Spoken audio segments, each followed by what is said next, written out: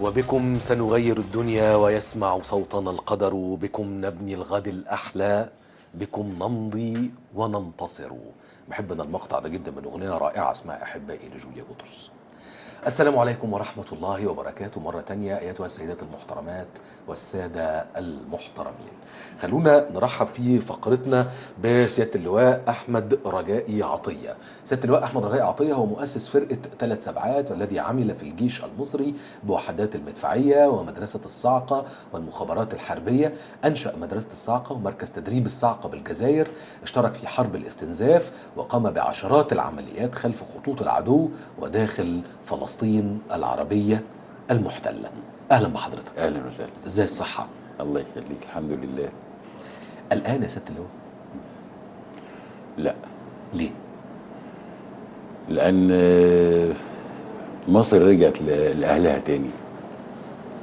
ويمكن السنه اللي فاتت دي كلها يمكن كانت كابوس. الاسبوعين اللي فاتوا دول يعني بالسنه اللي فاتت، ويمكن ربنا مد في اجلهم عشان العالم كله مش مصر بس، المصريين كلهم خلاص عرفوا ايه، يعرفوا هذا الفصيل اللي جه حب يحتل، او هذا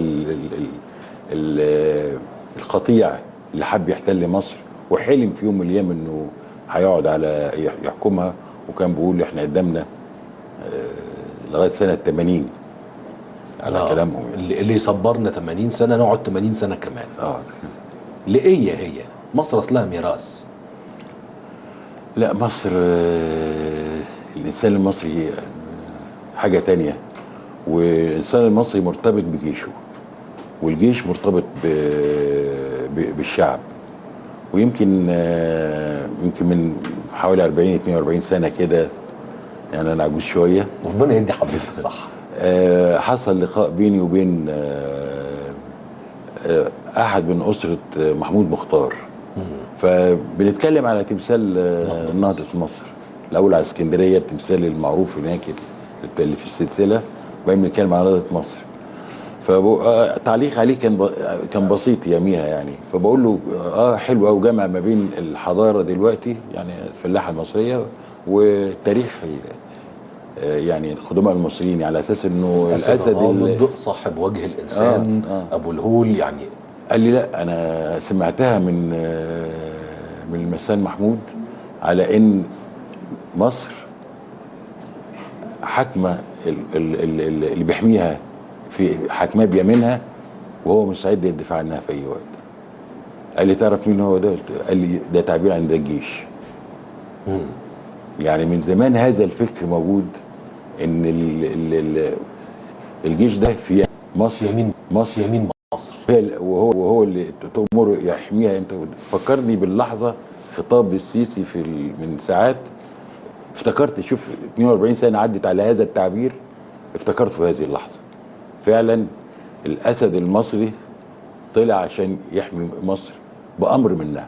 طيب احنا يمكن هنشوف مع بعض الكلام بتاع الفريق اول عبد الفتاح السيسي، لكن انا يهمني في الاول اشوف مع حضرتك شايف اللي بيحصل دلوقتي توصيفه ايه. يعني امبارح في الحلقه وقت ما حصل التفجيرات بتاعه مديريه امن الدقهليه، انا تحديدا قلت انه من الواضح ان ما يحدث الان هو اشبه بحرب. يعني جماعه الاخوان خدت قرار انها تتمترس في معسكر وفي صف لوحدها، وانه يبقى مصر كلها في حتة تانية، وعليه هي لا تقل عداوة عن اي عدو طبيعي لهذا الوطن. ومن هذا المنطلق يجب التعامل مع هذه الجماعة ومع موالاتها التي تؤثرها حتى اللحظة انها بيتم التعامل معها، احنا يتم التعامل معاهم وكأنهم اعداء.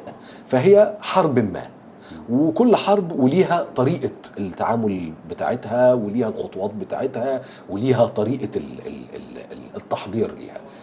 هل هي فعلا زي ما انا كنت بقول كده امبارح، او انا مش فاهم حاجة، ولا هي حاجة اشبه بحرب على ارهاب داخلي زي اللي كان حاصل مثلا في نهاية الثمانينيات والتسعينيات من القرن العشرين؟ لا، هي طبعا من ساعة ما مسك محمد مرسي الحكم، وواضحة جدا ان هو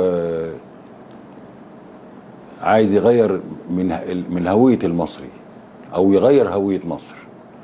ويمكن المصري جوعه عريه، لكن تيجي تغير في هويته، في اللي هي جذوره او في وجدانه اللي ممتد من خلال 7000 سنه فاتوا، لا، هيثور ساعتها. وفعلا ظهرت كل مظاهر العنف البسيط عشان خاطر يطوع الشعب، والشعب لا ما لم يهضم او لم ينصاع الى هذه التعاملات، الى ان انقلبت الى المظهر اللي هو ظاهر حاليا، اللي هو عباره عن ميليشيات بتحارب الشعب المصري. اللي خلى الفريق السيسي يقف هذه الوقفه دلوقتي، لان رغم ان الاسبوعين اللي فاتوا دول، انا بقول بالسنه اللي فاتت كلها، خلاص قرروا زي ما او يعني اعلنوا احنا هنحرق مصر زي ما اتحرقت 52، زي حريق القاهره 52.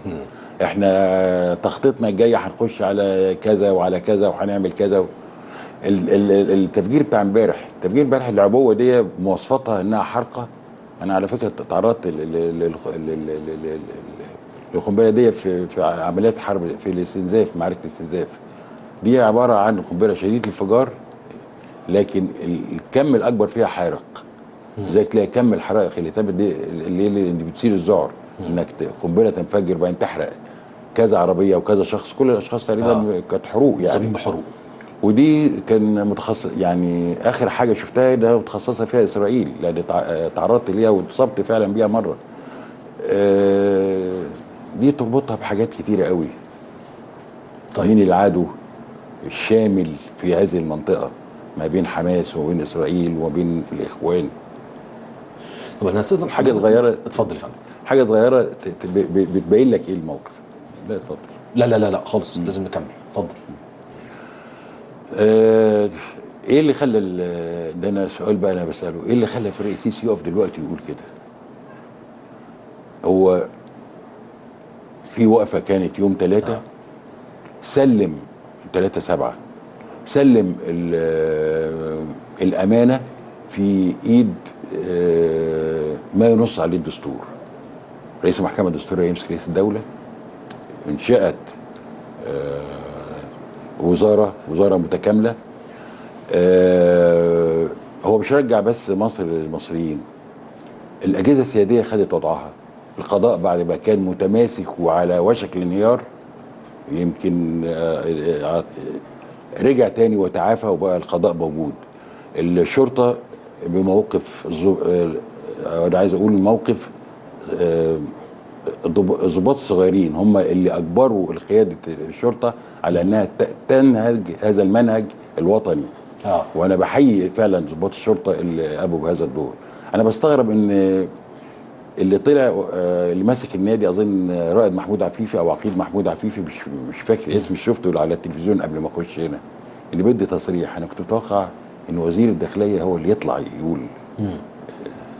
الخطوات الجايه ايه، لان لا نحمل القوات المسلحه هذا العبء كله.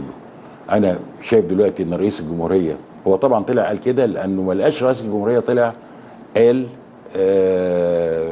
اعلان حاله طوارئ واحكام عرفيه، ورئيس الوزراء يدي امر للشرطه وللجيش، لان دول عنده مهما كان يطلعوا عشان خاطر يفض هذا الاعتصام المسلح مش الاعتصام الامن. لم يخرج اي من مسؤول ان يوصف ايه اللي موجود في رابعه وايه اللي موجود في النهضه وايه اللي بيحصل. ما حدش ولا واحد مسؤول طلع قال وصف هذا الشيء. ما فيش وزاره خارجيه طلعت اتحركت في مجال انها تقول للعالم، بلد زي تركيا ولا بلد زي المانيا ولا امريكا انتوا بتساعدوا الارهاب على الارهاب، ويبتدي ياخد خطوات دبلوماسيه تمهد للقضاء على هؤلاء الناس. طيب انا استاذن حضرتك ان احنا نشوف جانب من كلمه الفريق اول عبد الفتاح السيسي، ونبدا نرجع لحضرتك تاني نحاول نحلل الكلام ونشوف تحقيق ده على ارض الواقع، او كلام السيسي يعني ايه على ارض الواقع بدءا من يوم الجمعه. نشوفها ونرجع نكمل الكلام.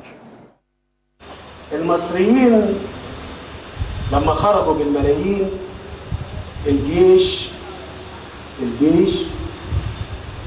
ائتمر بأمره ونفذ إرادته.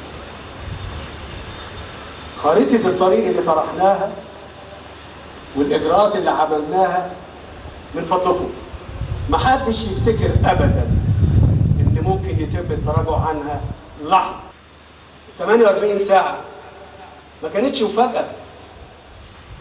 احنا ما جيناش كانت الدنيا ماشية والناس لقت الدبابات في الشوارع وبنعمل الإجراء اللي احنا عملناه. لا، ده احنا عملنا إعلان في الإعلام، ومع الرئيس كان بيتقرا البيان قبل ما يتقال في الإعلام. نقول في 48 ساعة نوجد مخرج. وقلت له ان الكبرياء السياسي اذا خرج الناس عليه يخلي منصبه.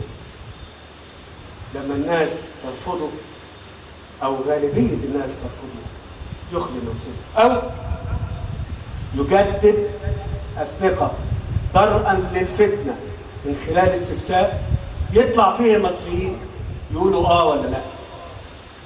كل هذا الكلام عرض بشكل مباشر او غير مباشر. غير مباشر يعني بعد 3 بقى مش 2.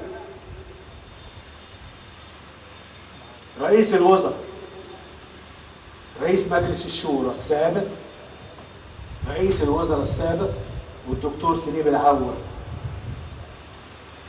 ان في ممكن يبقى في مخرج والرئيس لا يعني يخلي زمام المبادرة في ايده ويعلن عن استفتاء باستمراره من عدمه. ده كان اليوم يوم 3.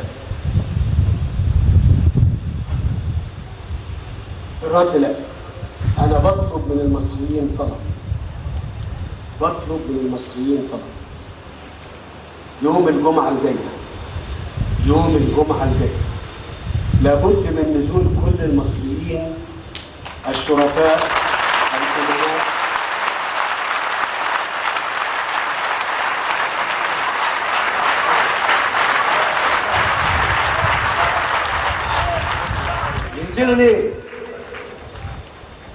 ينزلوا ليه؟ ينزلوا عشان يديني تفويض وأمر بإني أواجه العنف والإرهاب المحتمل.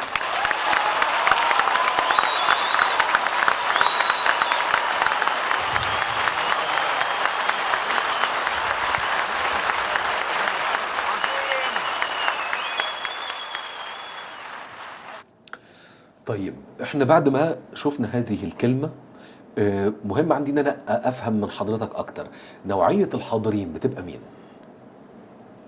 بيبقى كافة قادة الأسلحة، وانهم من خريج الكلية البحرية. فطبعا معظم القادة كلية البحرية وقادة المنطقة الشمالية العسكرية. دي بتبقى إشارة أو رسالة للرد على كل يعني ترهات، هناك انقسام وهناك مش عارف كلام وهناك كذا. فيبقى لما بوجه الكلمة ما بوجههاش من غرفة مغلقة، ده أنا هوجهها من خلال وجود جمع من قادة الأفرع الرئاسية وقادة الأسلحة بتوع القوات المسلحة المصرية، وقدام الجميع الضباط بتوعي أهم لو صح التعبير العسكري، ولادنا هم، وأنا بقول الكلام قدامهم فهيسقفوا أو هيثنوا على الكلام وهيثنوا عليه أو هيتفقوا مع اللي أنا بقوله، فيبقى قفل الحتة دي. بتعتقد إنه ده بيبقى عن قصد؟ شوف، عمر الجيش ما هيحيد عن مطلب الشعب. يعني هل في حد اكتسب شعبية أكتر من المشير عبد الحليم عامر؟ في مرحلته لا، مرحلته ما فيش. ده كان صورته بتتحط جنب صورة عبد الناصر في كل المكاتب، يعني مش رئيس الجمهورية، لا، الصورتين بيتحطوا جنب بعض. بعد 67 وحصل يعني سوء الفهم والانشقاق بين عبد الناصر، زعيم عبد الناصر، يعني حاجة بفتخر بيها، وبين المشير عبد الحليم عامر. ساعتها الجيش انحاز لمين؟ الشعب نزل لما عبد الناصر حب يتنحى، نزل قال له لا ارجع. قال له لا، ومش قال له لا هتف باسمه، قال هنحارب ونحاز ليه على انك انت قائدنا في الحرب الجايه. الجيش ساعتها تخلى تماما عن حبيب قلبه زي ما اللي هو عم شير حكيم عامر. رغم الراجل طبعا كان يعني يعني انا رايي برضو كان من القاده يعني يعني مش ظلموا التاريخ شويه او يعني حتى بالاتفاق والاختلاف هو كان محبوب جوه المؤسسه. ولكن بالرغم من ذلك ابناء المؤسسه بكل هذا الخلاف يعودوا مره تانية الى الزعيم الراحل جمال عبد الناصر. مش الزعيم جمال عبد الناصر اللي اختاروا للشعب، للخيار اختاروا الشعب، فرجعوا للي اختاروا الشعب، ما انحازوش للمشير عبد الناصر.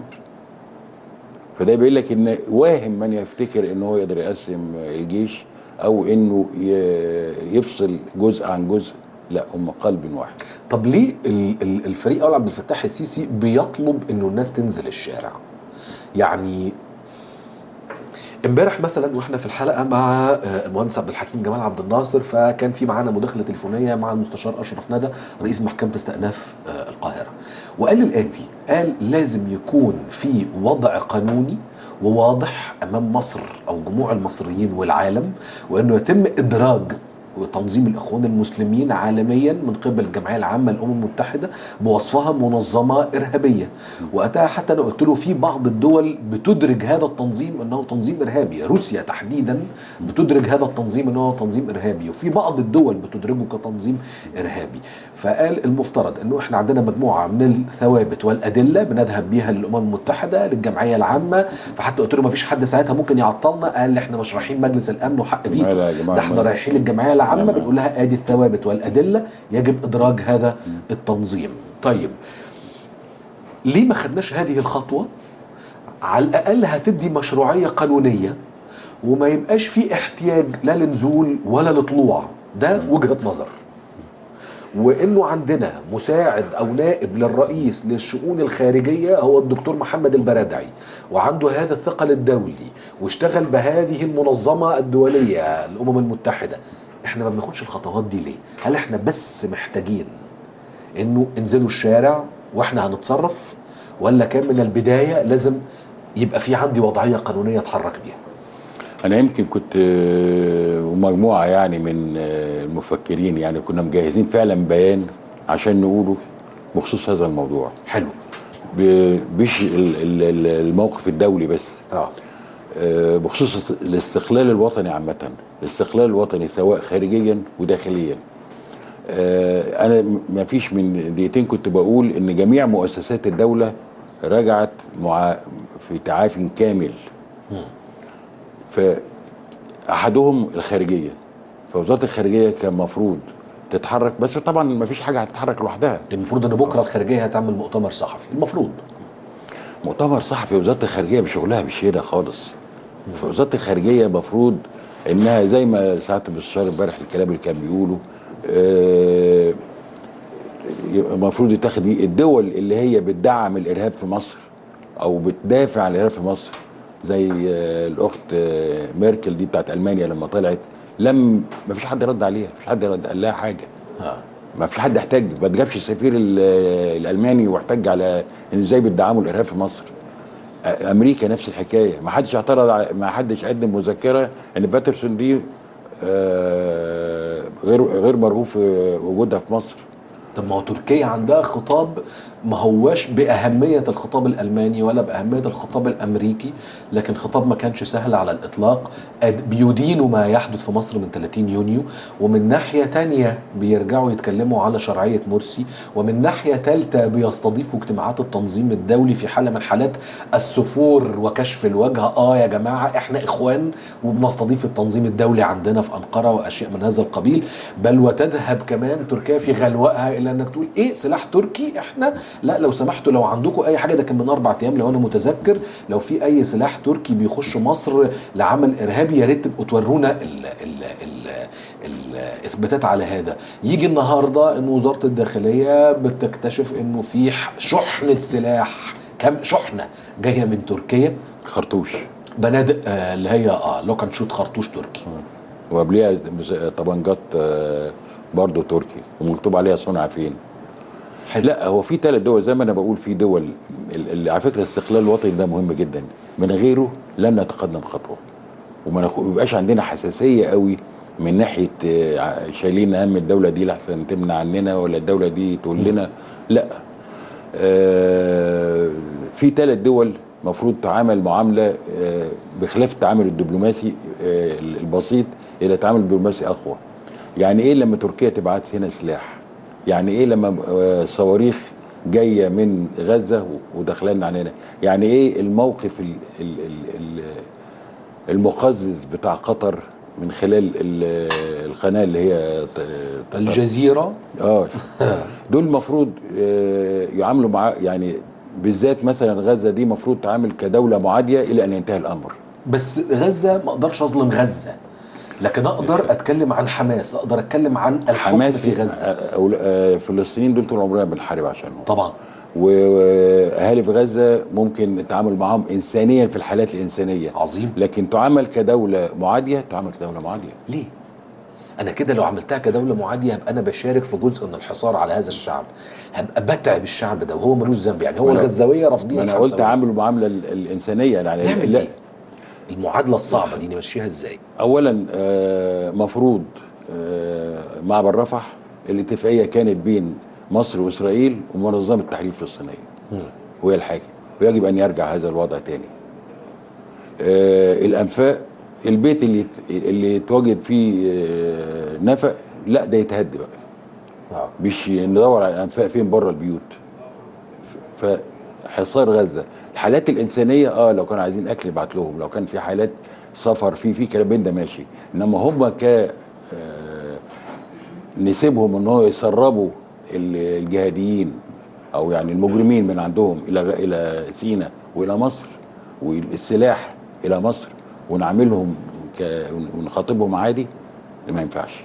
يعني هل ممكن ان احنا نلاقي جزء من المعادله هو انه التعامل مع غزه انها قطاع من فلسطين واقع تحت احتلال حمساوي بالظبط، فانا هتعامل مع الحاكم على انه او مجموعه الحكم في غزه، اصله يعني الكل يعلم انه غزه هي كلها على بعضها 2 مليون فلسطيني، منهم 1,200,000 خرجوا في احتفاليه فتح في يناير 2013 وكانت في إشارة شديدة الوضوح أمام العالم: نحن لا نريد حكم الحمسوية في هذا القطاع أبدا. الحمسوية تصرفاتهم ونهجهم الدائم هو مش بس كان مناصر للإخوان، ولكن كان في حالة من حالات الوقوف وكأنهم هم حرس الحدود بتاع الكيان الصهيوني المحتل، بيحولوا دون القصف، بيحولوا دون الضرب. افتكر في 2009 كان في أغسطس 2009 لما ضربوا مسجد ابن تيمية، وكان الشيخ عبد اللطيف موسى وكان أحد القيادات الجهادية السلفية قال لهم اللي انتم بتعملوه ده مش صح، فأنا هعلن الجهاد وهعلن الإمارة الإسلامية مسجد ابن تيمية وهنزحف لتحرير القدس. فنسف مسجد ابن تيمية بعبد اللطيف موسى بكل اللي كانوا مناصرين ليه. يعني اي حاجة في الدنيا هتفعل لصالح القضية العربية حماس كانت واقفة ضدها. ده اللي كان واضح من وقت حكم حماس حتى هذه اللحظة. هتعامل ازاي؟ هل انا هعزل نفسي عن التحاور مع قيادات حماس خالص وابدا امرر مساعدات انسانية ومهمات طبية واكل وشرب وما الى اخره عن طريق المعبر الرسمي بتاعي؟ صح؟ نعتبرهم محافظه، نص محافظه عندنا كاهالي، لكن كحكام لا. ده وعلى فكره بهذا العمل هتصون غزه وهتخلي الشعب هناك يفكر 1000 مره مع الحاكم الارهابي ده ان هو ممكن يزيله او يتغلب عليه. ومصر الحمد لله وفقت في انها تزيل هذا الكابوس من على كاهلها، زي ما انت شايف شجع تونس وشجع بعض الدول الثانيه، وهيشجع غزه لو انت خدت الاجراءات المناسبه ضد الحاكم هناك اللي هو الحمساوي. احنا ده اقل شيء انك ما تفتحش المعبر برضه تاني الا لما يجي ال3 ضباط والامين الشرطه اللي اتخذوا قبل ما هو اللي يفوضك عليهم. انت هيجي بتضغط عليه من دلوقتي. استخدم وسيله ضغط. ما هي دي ورقه موجوده عنده، يا انت تبتدي بالتفاوض عليها وبالضغط عليه، يوم ما هو هيبتدي بالتفاوض عليهم. ما انا خايف برضو انه احنا بنستخدم وسيله الضغط، طب انا كده بضغط على شعب بحاله. قفله المعبر هو ليه اكله وشربه وعلاجه. نعم وعلاجه. والحالات الانسانيه اللي هتسافس كان عمر اسكان كلام من ده. ولو قلت منظمه التحرير هي اللي تيجي تتولى هيضطر والا هيجوع شعبه ويموت. انا بتكلم ده مع راجل انا عارف ان هو ليه موقف انساني في الجزائر، حضرتك حكيته لي وانا احب ان احنا نسمعه مع بعض تاني على الهواء. يعني احكي لي وقت ما كنت حضرتك مسافر الجزائر وسافرت ليه، والموقف بتاع انه خدت بعضك ولفيت وقلت لا انا راجع، انا مش هكمل في اللي بيحصل دلوقتي ده. في الجزائر، في الجزائر ولا في اليمن؟ كان في اليمن. ولا في ليبيا؟ لا هي كان ليا موقفين في اليمن وفي ليبيا. الحقيقه لما كنت كان اخويا سبقني قبل كده وراح اليمن ورجع، وانا كنت رحت الجزائر وانشات مدرسه وكتيبه صاعقه وكده ومركز تدريب. فلما خلصت المده هناك وجيت فقالوا لي تطلع اليمن. كان اليمن يعني زي خلاص قلبت بقت بالدور، مش بعد بقى كانت الناس عايزه تروحها يعني.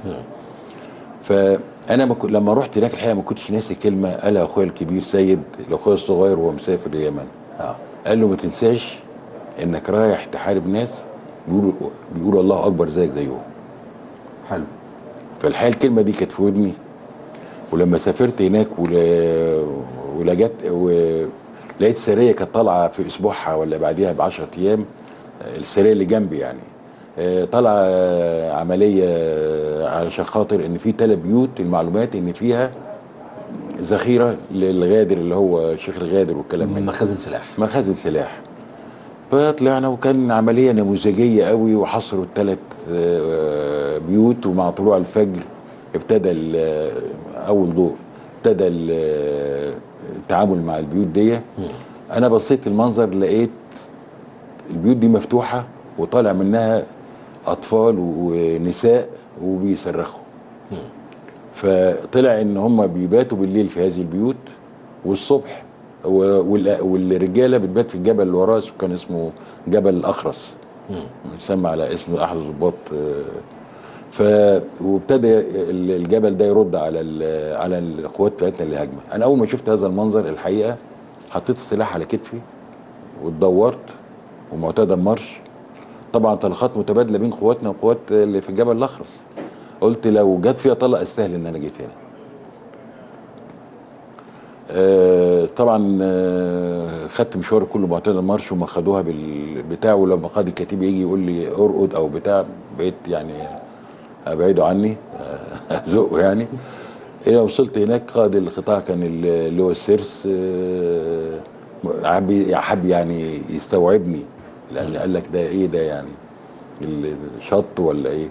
فهو مجرد ما قال لي احنا حاطينك في كشف الريالات والترقيات، خرجت يعني عن شعوري في ان انا بقول له ازاي انك بتكلفونا ان احنا يعني البيوت دي كان فيها اطفال ونساء وكده. طبعا هو قلب بقى الوش الثاني تقرير على ان انا طبعا يعني جابونت لسه ما كنتش عملت عمليات معارك استنزاف بعد كده ولا حاجه يعني. خطأ كاتب تقرير يعني ما شاء الله يعني كاتب تقرير مش حلو. لسه في طور ما فيش بعد يومين انا قلت يا رب ما تكتب لي ان انا اكون في القمر الجاي هنا. يعني الواحد دايما بيشتغل في القمر يعني. فلقيت اشاره جايه من مصر، النقيب احمد رجاء عطيه ينزل يقدم نفسه في وزاره الدفاع. يوميها كان في المشير بيعمل سريه حراسه ليه، مشير عامر. فقالوا ده بس كنت انا بارز شويه في الجيش، فقالوا هو ده اللي هيمسكها يعني. طبعا التاني اتقطع ووصلوه لغايه المطار وكلام من ده. وطبعا لما رجعت هنا لقيت ان اسمي نازل في نشره الحقائق رقم 5، كانوا بيطهروا الجيش دايما من الاخوان او الشيوعيين. فنازل اسمي ضمن الاخوان ومرفوض من الجيش. فشوف ربنا حكمه ربنا حب ينقذني من حاجه باشاره زي دي تيجي في التوقيت ده. طبعا كانت نكته في الجيش ان انا اخوان يعني كنت ابعد ما يكون عن هذا التفكير يعني. فبحس ان هم اعادوا تاني البحث، فلو احمد ريع عيطه، احمد ريع محمد السيد عيطه ده واحد كان موجود في شبرا وانا عمري ما كنت دخلت شبرا يعني. ففي لغايه هذا الوقت يعني فطلع اسمي غلط ورجعت تاني الجيش. وشوف ربنا بيقف مع البني ادم اللي بيقف موقف الحق، تثق مع الحق والمبادئ. طب انا اساسا حضرتك احنا معانا على التليفون سياده المستشار محمد عبد الهادي وكيل لجنه الاعلام بنادي قضاة مصر. سياده المستشار اهلا بحضرتك. اهلا وسهلا. سياده المستشار احنا عرفنا انه في النادي اتخذتوا قرار بشطب مجموعه من الاعضاء يصل عددهم الى 75. يعني نحب نفهم تفاصيل من حضرتك. تمام. هو النهارده الظهر تقريبا فوجئنا ان في خبر نازل على كل المواقع الاخباريه ان في احد القضاه على منصه رابعه العدويه بيتلو بيان قضاه من اسماهم الاستقلال. فطبعا كانت المفاجاه ان احنا فوجئنا ان اللي بيذيع البيان ده المستشار محمود محي الدين مدير التفتيش القضائي السابق اللي احنا طبعا كنا بنلجا اليه بالشكوى ضد قضاه من اجل مصر. فده طبعا اصابنا اولا بصدمه اكتشفنا من خلالها كم الغدر والخيانه اللي احنا كنا عايشين فيه. يعني لما يكون مدير التفتيش القضائي اللي المفروض يحاسب القضاه على انتمائهم السياسي هو كمان منتمي سياسيا اي مكان بقى لمين. يعني انا مش بتكلم على جهه معينه مدحا او قدحا، انا بتكلم على الانتماء السياسي بشكل عام. بعد كده اتلى البيان واتنشر على كل المواقع انه موقع من 75 قاضي. طبعا بنفحص الاسماء لقينا احدهم مستقيل ولقينا احدهم الاخر نجل وزير العدل المعزول ولقينا نسبه كبيره منهم كانوا منتدبين في الوزاره. فقلنا ده مش بيان قضاه، ده بيان فئه منتفعه بقى. يعني القصه كده خرجت من عن الاطار القضائي الى فكره المكسب والخساره. انا شايف ان انا هخسر المزايا والمنح التنفيذيه اللي كنت واخدها في عهد الرئيس السابق. فطالع اقول ان انا اولا بمثل القضاء كذبا وزورا والقاضي لا يكذب. هم لا يمثلوا القضاء. طبعا حضرتك عارف احنا بنتكلم في 75 من الاول للاخر، واحنا عندنا السلطه القضائيه بس هم مش بيتكلموا على القضاء فقط. عندنا السلطه القضائيه تقدر بعشرات الالاف سواء في القضاء ومجلس الدوله وهيئه النيابه الاداريه وهيئه قضاء الدوله والمحكمه الدستوريه. فطبعا دول ما يجوا يعني هؤلاء مش هقول قله، يعني ده نفر لا يمثل شيء في القضاء. ثم ان هو بيقول انا بطالب بعوده الرئيس المعزول وانه بيرى ان ما حدث انقلاب عسكري. طبعا ارجع واقول القاضي لا يكذب. يعني هل كانت اعينهم او ابصارهم مفقوده يوم 30 يونيو عشان يشوفوا هل دي اراده شعبيه ولا انقلاب عسكري؟ احنا مع الشعب. احنا لا نؤيد انظمه ولا نؤيد حكومات، احنا بنؤيد الشعب او القضاة عامة بيشتغلوا باسم الشعب. ما ينفعش الشعب يريد وانا اصم اذني واغمض عيني، ولكن طبعا هي مش الاعين هي اللي مغمضه، هي القلوب، لان كان من الواضح جدا ان يوم 30 يونيو ثوره شعبيه. ولكن انا برضو مش هتدخل في الحديث ده. طبعا اجتمع مجلس اداره نادي القضاة بجلسه طارئه بعد صلاة التراويح تقريبا وقرر 3 قرارات. أول قرار شطب هؤلاء من عضوية نادي القضاة. ثانيا تقديم ضدهم بلاغ إلى النائب العام بتهمتين جسيمتين يجب، وأنا بقول من خلال برنامج حضرتك المشاهد، هذه المرة يجب الحزم والحسم.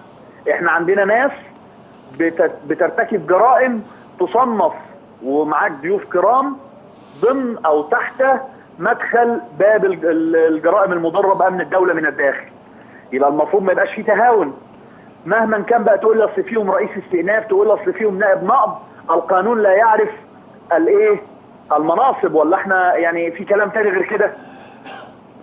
الحاجه الثانيه نقدم مذكره ضدهم لمجلس القضاء الاعلى برضو ايا كانت مناصبهم. انا ما عنديش واحد علشان هو في درجه قضائيه عاليه يبقى فوق الحساب، لازم يكون الحساب ضرابع لمن هم اقل منهم في الدرجه القضائيه.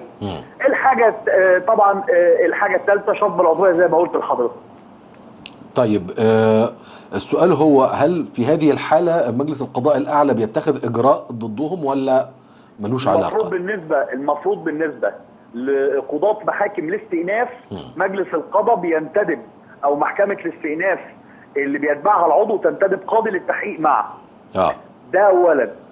اما بالنسبه لمحكمه النقض مفروض جمعيه محكمه النقض بتنتدب قضاه للتحقيق مع قضاه محكمه النقض. اما من هم دون ذلك من رؤساء المحاكم فئه الف او ب او القضاء او وكلاء النيابه مفروض اداره التفتيش القضائي هي اللي بتجري التحقيقات معهم. بعد انتهاء التحقيق ان ثبت بالفعل ان ما اتوه يمثل اخلالا او يضر بامن الدوله من الداخل وينم عن انحياز لفصيل سياسي ايا ما كان اسمه، وفقا لقانون السلطه القضائيه يحال الى مجلس التاديب او مجلس الصلاحيه. وبالنسبه للشق الجنائي النائب العام يحرك الدعوه الجنائيه بشكل منفصل وتام عن الدعوه التاديبيه. طيب انا احنا بننتظره حتى يستقيم الامر، لان احنا مللنا. يعني ما ينفعش ابدا حضرتك القضاه يوصموا بالخوارج عن التقاليد والاعراف القضائيه، يكونوا 10 يكونوا 20 يكونوا 75 يؤثروا على سمعه 30 او 40 الف قاضي. المفروض طب انا استاذن حضرتك سياده المستشار، احنا معانا داخل الاستوديو سياده اللواء احمد رجائي عطيه، مؤسس فرقه 3 سبعات وهو احد رجال القوات المسلحه المحترمين الذين شاركوا والحقيقه مشاركات كثيره في مسيره الجيش المصري العظيم في الستينيات والسبعينيات. اهلا وسهلا يا سياده اللواء، اعذروني طبعا انا ما فيش قدامي والله تلفزيون، كنت هنيت سيادته ورحبت بيه من الاول. الله يخلي حضرتك. هو سياده اللواء كان عاوز يتداخل معنا في الحوار وكان ليه كلام مع حضرتك، اتفضل يا فندم. قوي اتفضل. مساء الخير سعاده المستشار. مساء النور يا فندم. الحقيقه في الظروف اللي احنا بنمر بيها دي ظروف استثنائيه، وفي طبعا نفس الوقت مش عايزين اي محاكم استثنائيه الروح اللي احنا شايفينها، لكن في نفس الوقت المحاكمات لما تاخد اجراءات عاديه من تحري ثم تحويل ورق من ما بين النيابه وما بين القضاء والعكس، بنلاقي الاخر ان بينعكس هذا على الدوله بالكامل بما يضر فعلا الخلاص من هذا الكابوس اللي عايش بينا. والحقيقه كنت كاتب مناشده يعني هقولها كده بالنص وحضرتك تشوفها ايه. بقول مناشده القضاء مراعاه ما يحدث في البلاد بان يكون القضاء ناجزا في الوقت حاسما في قراراته. يعني واحد زي محمد مرسي ده متحول له قضيه اللي هو فعلا تخابر مع دوله اجنبيه وهرب من السجن، ولغايه دلوقتي لم تظهر ضده اي اجراءات او لم يعلن اي قرارات قضائيه او ده. انا كنت متوقع ان في خلال ايام يكون، لان خلاص يعني فعلا حصل ان في صدر حكم ان يصدر بقى حكم نهائي بتنفيذ هذا الشيء. ما اعرفش، انا بتكلم طبعا وانيش ضليع في القضاء عشان اتكلم، بس انا بتكلم على ال يعني الحسم في القرار والانجاز في الوقت. تمام. تسمح لي اوضح لحضرتك نقطه مهمه. النيابه العامه هي المفروض السلطه الامينه على الدعوه الجنائيه، هي المفروض كما وصفتها محكمه النقض صاحبه سلطه الموائمه والملائمه. هناك من الاجراءات ما قد يكون متخذ بالفعل الا ان الاعلان عنه او الافصاح عنه قد يضر بامن الدوله او الامن القومي الداخلي. انما اذا استقرت الامور الامنيه في البلاد فهتجد ان الاعلان على القرارات القضائيه متاح، وان الاجراءات بتتخذ بسرعه وبانجاز تام. ولكن ليس كل اجراء قضائي بيتخذ بيعلن عنه الان وبشكل خاص مراعاه للظروف الامنيه. زي ما حضرتك شايف اقسام بتتفجر وفي سينا اولادنا يعني ربنا يكون في عونهم. فاحنا بنخشى بس ان القرارات القضائيه الاسراف او الافراط في الاعلان عنها الان يؤدي الى اضرار باولادنا حماة الامن في الداخل. انما ان شاء الله بمجرد استقرار الاوضاع الامنيه في البلاد هيعلن عن كل الاجراءات التي اتخذتها النيابه العامه وبشكل شفاف وبشكل مطمئن ان هناك عداله. احنا هنحقق عداله، احنا مش هننتقم من حد. وهنا برضو انا عايز اوضح للاستاذ لسيادتك ان وللساده المشاهدين ان قد يكون الغرض من هذا البيان السافر الذي صدر اليوم هو ان يجر القضاء لخصومه يقال بعد ذلك انه غير امين على المحاكمات الجنائيه طلبا في اللجوء السياسي او في محاكمات دوليه. احنا مش في خصومه واقرر مع اي فصيل. احنا لما بيكون عندنا قضاه وده اللي مضايقنا بيفصحوا عن انتمائهم السياسي لفصيل، هو ده الذي لا يصلح ان يكون قاضي. ولكن اي متهم سيقدم للمحاكمه الجنائيه سينال من الاجراءات القضائيه ما يكفل له حق الدفاع والمحاكمه العادله. تمام. تمام. انا بشكرك جدا سياده المستشار محمد عبد الهادي وكيل لجنه الاعلام بنادي قضاة مصر. وهنا هستاذن سياده اللواء ان احنا هنروح لفاصل ونرجع مره تانية علشان نشوف طريقه التعامل خلال الفتره اللي جايه من واقع خبره حضرتك في كثير من هذه الامور اللي قد تكون شبيهه نوعا ما بالوضع الحالي. عندنا اعتصام موجود في رابعه العدويه، كثيرين يريدون تسميته بانه اعتصام سلمي، وكثيرين اخر يريدون التاكيد على انه اي سلميه في اعتصام بداخله مسلحين وداخله سلخانات للتعذيب واشياء من هذا القبيل. مسيرات بعض من يقومون بها ويدعون اليها يقول لك اصل دي مسيرات سلميه، ولكن الواقع يشير ويؤكد على انه المسيرات فيها ضرب خرطوش وفيها مدافع رشاشات وآلي، وزي ما حصل في المنيل وزي ما حصل بين السرايات وزي ما حصل في رمسيس وما الى ذلك. طريقه التعامل ايه بحيث ان في الاخر خالص انا مش عاوز اضر مواطن ملوش ذنب، يا اما غلبان واتضحك عليه ودخل رابعه، يا اما مواطن قاعد في بيتهم لا بيه ولا عليه وفجاه لقى الناس بتضرب بالآلي على الشبابيك وعلى البلكونات ولا على الكوبري ولا في الشارع زي ما حصل عند جامع صلاح الدين. هنروح لفاصل ونحاول نفهم الحكايه من حضرتك. لسه معاكم في تغطيتنا المستمرة في إطار الكلمة للشعب ضد الإرهاب ضد التطرف، ولا زال ضيفنا العزيز داخل الاستوديو سيادة اللواء أحمد رجائي عطية مؤسس فرقة 3 سبعات وكثير من الأمور، يعني سي في كامل الحقيقة. هنا هرجع لحضرتك تاني سيادة اللواء على فكرة طريقة التعامل. احنا النهاردة لما نيجي نشوف كلمة الفريق أول عبد الفتاح السيسي هيصبح عندنا حاجتين قدام الناس. ناس هتبقى بتؤيد جدا كل الكلام اللي قاله وهتنزل يوم الجمعة وهتشوف انه طريقة التعامل اللي احنا لسه مش عارفين هي هتبقى ايه، يعني كلمة الحرب ضد الارهاب هتبقى عاملة ازاي واشياء من هذا القبيل، فهتذهب وهتنزل.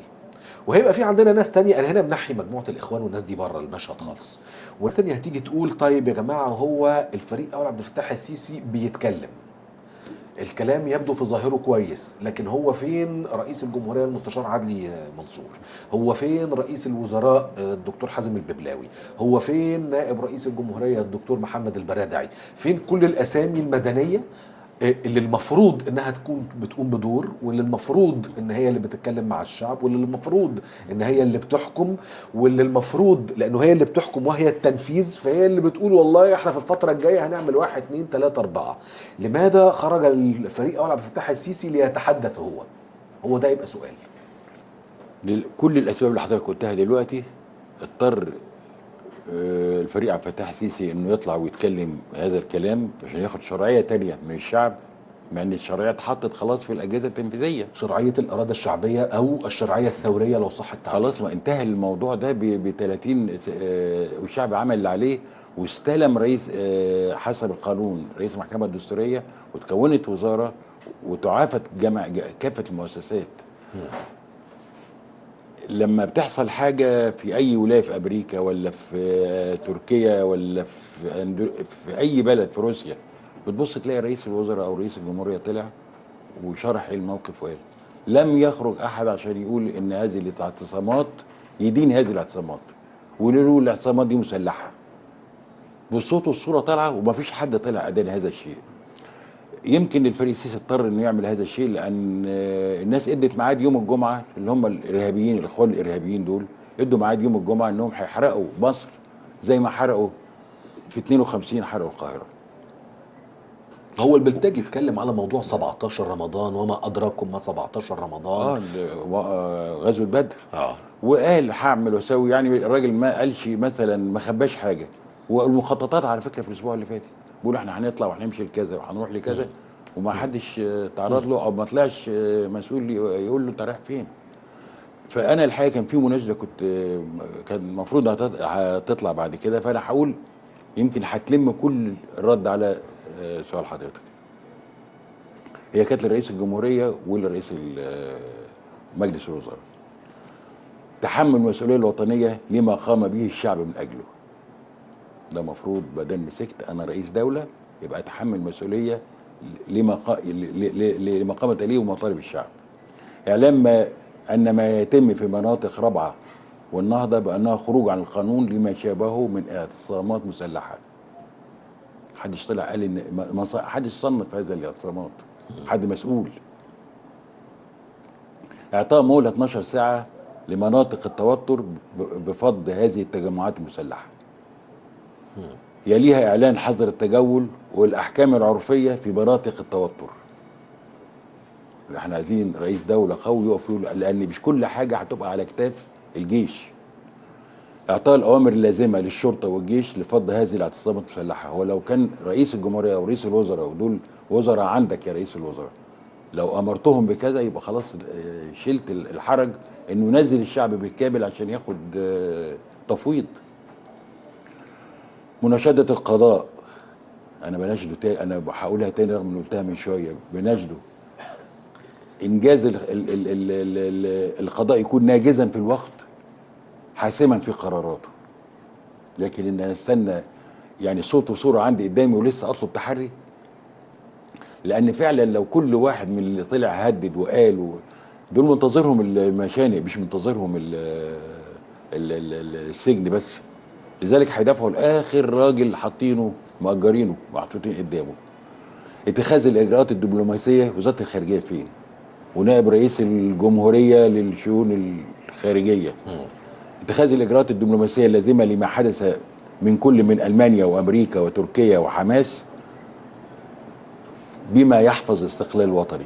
الاستقلال الوطني ده مفتاح اللي هيكون لمصر للحريه والعداله والعيش والكلام ده. مش استقلال وطني يعني استقلال اراده وطنيه، استقلال قرار وطني خالص، استقلال مصر. مصر يعني مصر ممكن يبقاش فيها الاحتلال والاستعمار بالمفهوم الكلاسيكي القديم، لكن في حاجه اسمها ان في ناس بتقعد تحرك الخيوط، فاحنا عايزين نقطع هذه الخيوط. انا عشت في زمن كان لما يجي اي مندوب من الخارج بيقابل نظيره، مش موظف وزاره الخارجيه، نائب وزير الخارجيه، احنا لينا خطاب واحد وكلمه واحده، تعالى قابله قول الكلام ده ويترد برضه عن طريق وزير الخارجيه. لكن ان هو يجي رئيس الجمهوريه ورئيس الوزراء، وللاسف مقابلته كانت يعني بترحاب زياده مش حلو يعني، وبقيه الايات واحده زي اللي هي بتاعت المفوضيه الاوروبيه، مفوضيه الاتحاد الاوروبي، تيجي ده بتفكرني كان بدور المفتش الانجليزي. انا حضرت اصل ايام الاحتلال الانجليزي، دور المفتش الانجليزي لما كان بيجي يفتش. يبقى احنا انهي استقلال وطني هو مفتاح كرامه مصر ومفتاح بناء الدوله. طيب انا هستأذن حضرتك نشوف مع بعض فيديو لعصام العريان وهو يتحدث عن يوم الجمعة 17 رمضان ونصر بدر، وانه سوف يستعيد او تستعيد الجماعة هذا النصر. عصام العريان الحقيقة غرق نفسه غرقة اكبر بكتير كمان من اللي كان متصور. هو انتخبوه في رابعة في اشارة رابعة انه يبقى اسمه وزير الدفاع المصري الجديد، وبالتالي عصام العريان غرق نفسه وكأنه يقول ويعترف أنا محرك كل هذه الفوضى وكل هذا العنف تجاه المجتمع المصري. يعني الولد اعترف، الراجل الشيخ الحاج عصام اعترف. فاحنا ممكن يعني نشوف مع بعض هذا الفيديو ونفهم من حضرتك فكرة سيكولوجية العنف عند الناس دول. وزي ما بنشوف البدر وزي ما بشرنا نبينا صلى الله عليه وسلم أننا سنرى ربنا يوم القيامة لا نضام في رؤيته، في هذه الليلة البدرية أقول لكم ولكل المصريين من خلفكم، بل لكل العرب وكل المسلمين وكل أحرار العالم، سنرى النصر في يوم بدر إن شاء الله.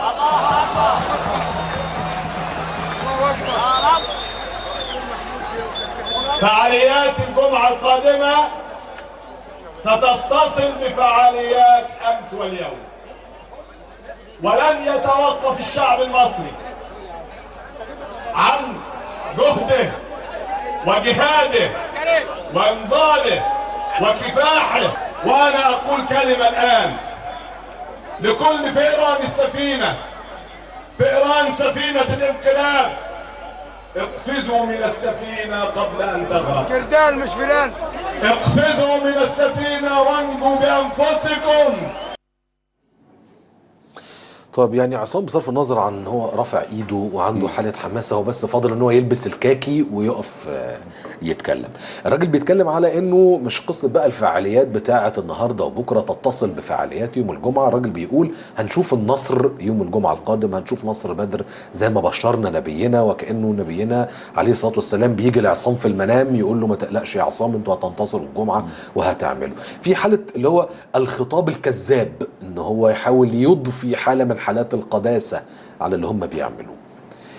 لو افترضنا انه في سيناريو في ذهن هذه الجماعه زي ما هم بيتكلموا عنه، فكره سيناريوهات حرق مصر او اللي هم بيظنوه انتصارهم مره تانية يوم الجمعه، بتعتقد ايه هو شكل سيناريو الجمعه من ناحيه وجهه نظر الجماعه، وبالمقابل سيناريو المؤسسات المصريه وامنها داخليا وامنها عسكريا هيعملوا ايه؟ قبل ما نقول السيناريو، هي تعليق بسيط. هم في حاله يعني المجموعه اللي هم يمكن 10 12 15 واحد اللي موجودين في رابعه، هم حاله الناس اللي موجوده برضه في سينا بس هناك بدكم بالمئات او وقد يكونوا بالالوف يعني. ان هم منتظرهم المشانق والسجن.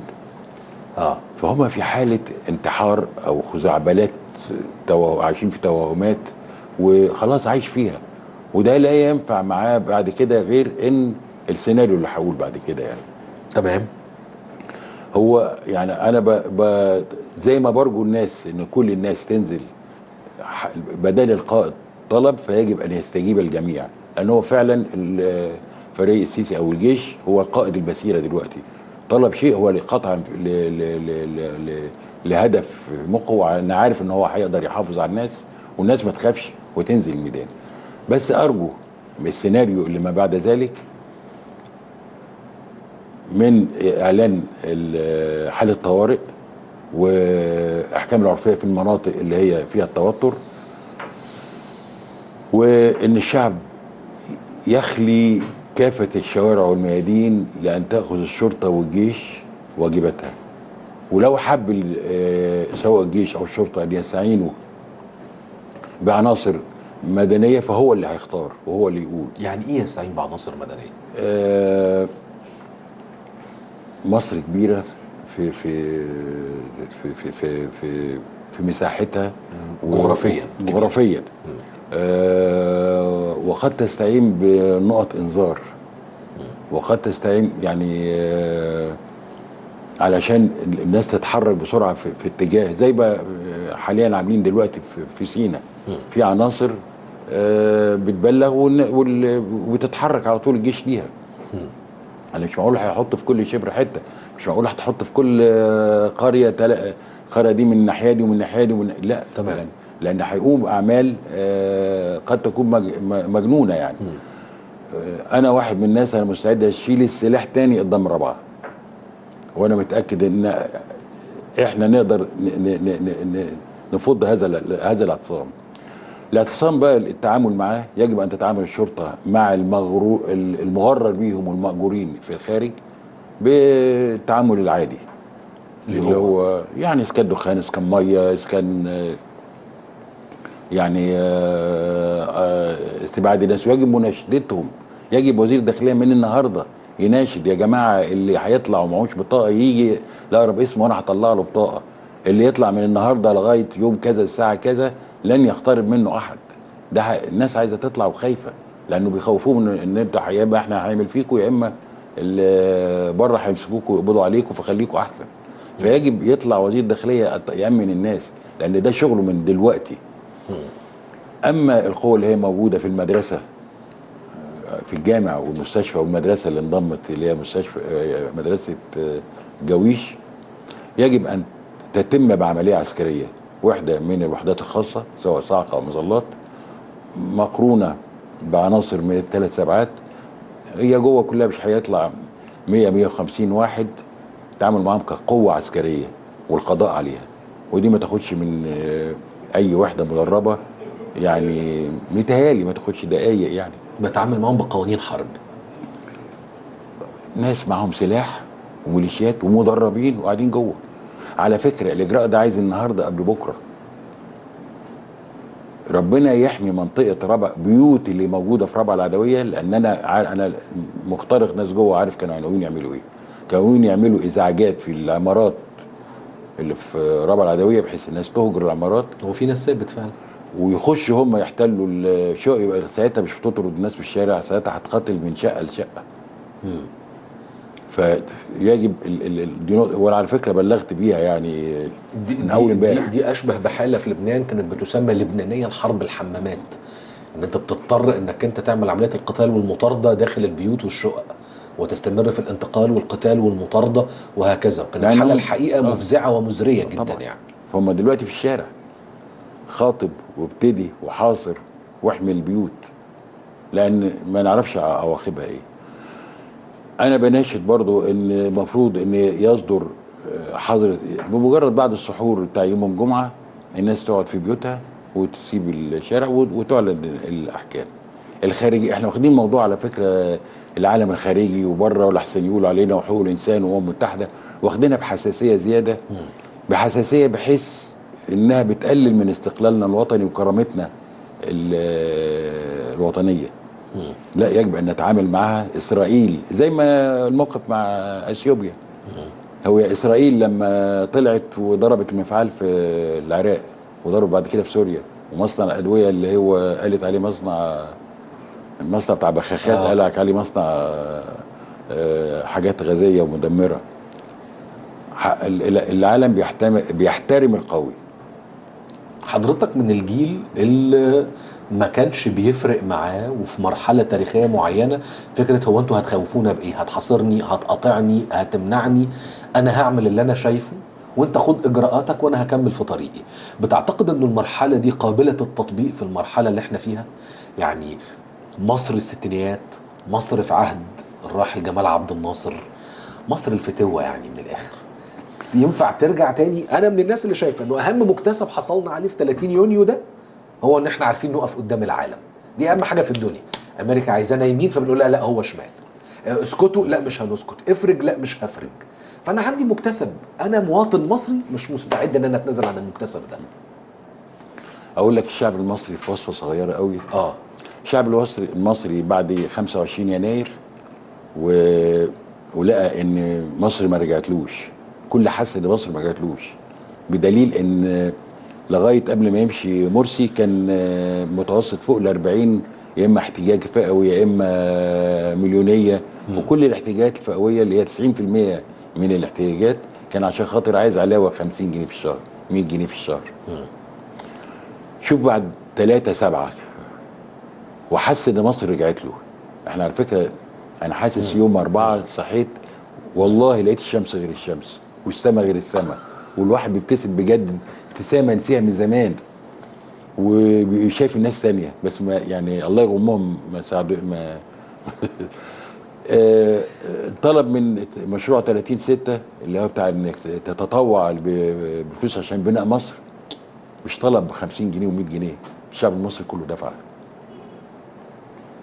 ده الشعب المصري. نرجو بس ان هو يستمر فكره ان هو يقف جنب البلد، ما تبقاش الحكايه موضه 30/6 وبعدين الموضه تختفي وتظهر موضه جديده. الشعب المصري قال ايه؟ كل دفع وكل عايز يدفع، ويمكن الاحداث يستمر، بس اهم حاجه الاستمرار. عايز يستمر.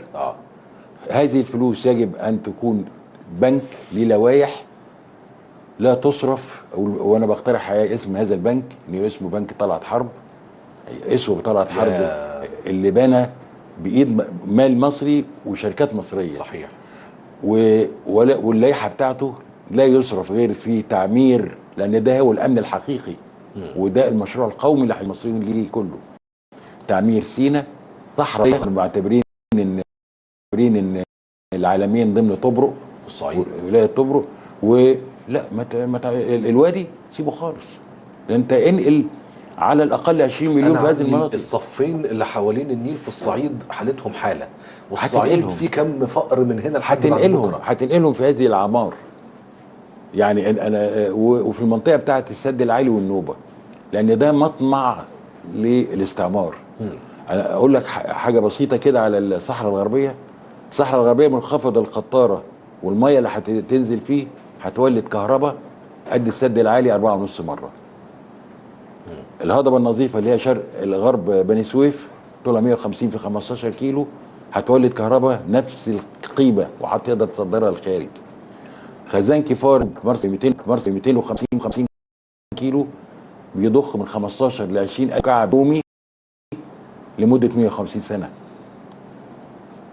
الصحراء الغربيه مليانه خير. لو قعدت حفر قناه كليوباترا اللي هي كانت موجوده من المنيا ورايحه لمرسى مطروح حدوته تانية. الافكار كتير بس يبقى في اراده نشتغل عليها. سياده اللواء انا بشكر حضرتك جدا على وجودك معانا وشكرا جدا لانه بتعيد الينا كده شويه ذكريات لطيفه. يمكن كنت بقول امبارح جيلي حتى مع عشاش للاسف الشديد حول مصر اللي بجد قويه مش مصر الطريه بتاعت واحد صاحبنا. على اي حال انا بشكر حضرتك جدا على وجودك معانا سياده اللواء احمد رجائي عطيه احد رجال الوطن المحترمين في زمن رائع كانت مصر فيه واحده من اهم الدول اللي موجوده في العالم صاحبه قرار مش بس لنفسها ولكن كانت قرار ومثل يحتذى في العالم. اشكرك جدا يا سياده اللواء.